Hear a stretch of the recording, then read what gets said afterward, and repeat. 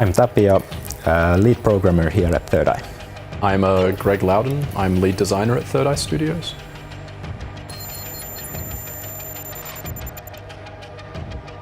For me, it started with the story. It always starts with the story. A big thing we say is we want our story to be discovered, not told. So you need to play to see. From the story, we moved to level design. So we actually sat down with the art team, and Horus Station actually works and is connected. You can go across the entire game and you explore, backtrack, go through hub-based level design.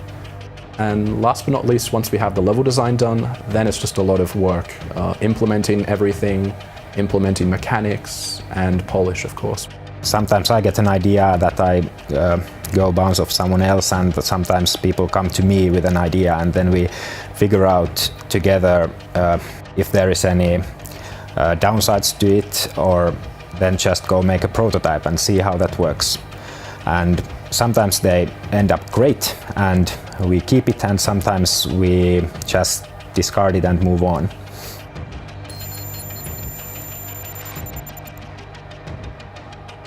When we think about games in general, like first-person games, they are usually really similar in how they move. Our game with its 0G feels a lot different.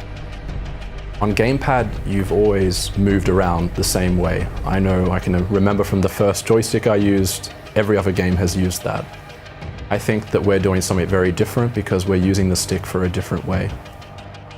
Rather than just move around in 3D, you'll actually automatically grab and pull yourself through the world, which really has to be played. It's very unique, and I think the moment that we discovered this, we were really excited and we knew it was going to make our game even more interesting for players.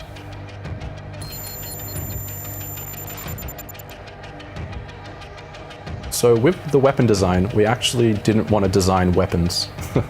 That sounds quite strange, but the reality is we wanted to have every single item on Horus Station be hardware or tools.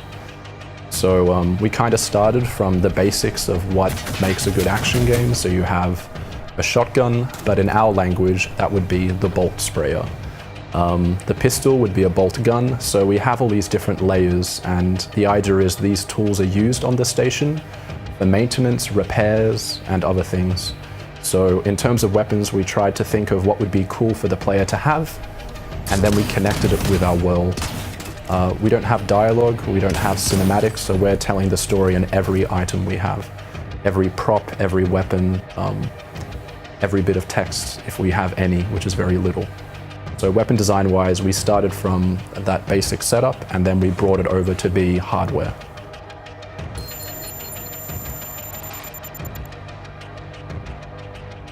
Well, everything's more fun with a friend, so that multiplies with VR co-op, when you can have fun and do goofy things with your friend.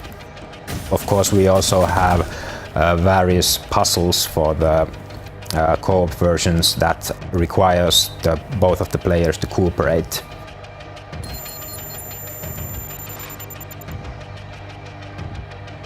So we have the mode which is explore, which means you can go through with our puzzles, our atmosphere, our story, our music, and play in co-op without a single enemy. Then we have engage, which allows you to go through and you can fight against the Horus Station agents, we call them, that are across the station. So I think it's a game for both types of players. Players that want awesome action and players that want a lot of just exploration and atmosphere.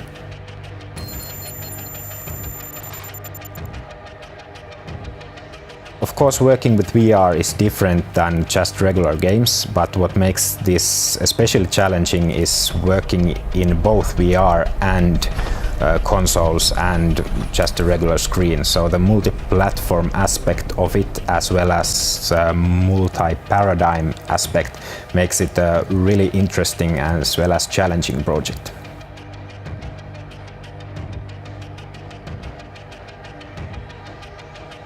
We want to tell like a deep and complex and immersive story.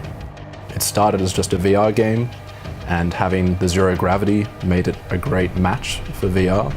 But now that we've expanded to other platforms, it allows us to expand our message as well. I think we have this great world, which the artist will tell you about in terms of like the 70s aesthetic and how it takes us back to the time of the space race and all these sort of things. We have a great message, which we don't actually have any words or any cinematics to tell you, but I think there's an overall theme that you'll get from the game, and the hint is in the title, Downward Spiral. And last, there's a question. I think at the end of the game, you're probably going to want to play the game again. And that's the type of stories we like telling. So I think it comes from this broader overall goal of wanting to give a really great world message and then a question for players. Too many stories just tell you everything. And I'm really happy we're being bold enough to just let players decide what our story is, and we'll never tell them what it means.